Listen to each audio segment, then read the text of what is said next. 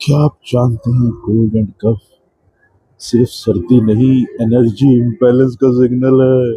कभी नोटिस किया, बार बार cold and कफ हो रहा है। दवा टेम्परेरी रिलीफ देती है पर रूट कॉज वही का वही।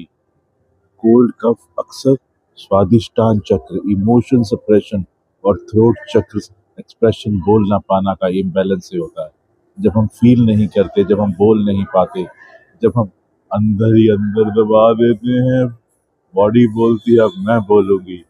तो करे तो क्या करे, रोज सिर्फ 5 मिनट हम चैंट, सीधा बैठो सुखासन में, थ्रोट पे अवेयरनेस लाओ। हम चैंट करो 5, 7 या 21 बार। दूसरा, उज्जाई प्राणायाम। उज्जाई प्राणायाम थ्रोट से सांस, नाक से गहरी सांस, गला हल्का सा कॉन्ट्रैक्ट, ओशन जैसी साउंड आए।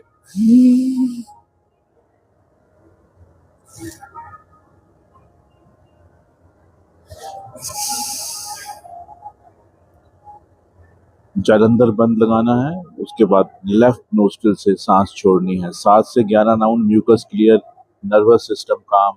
याद रखो, मेडिसिन सिम्टम दबाती है, breath plus sound root cause heal करता है।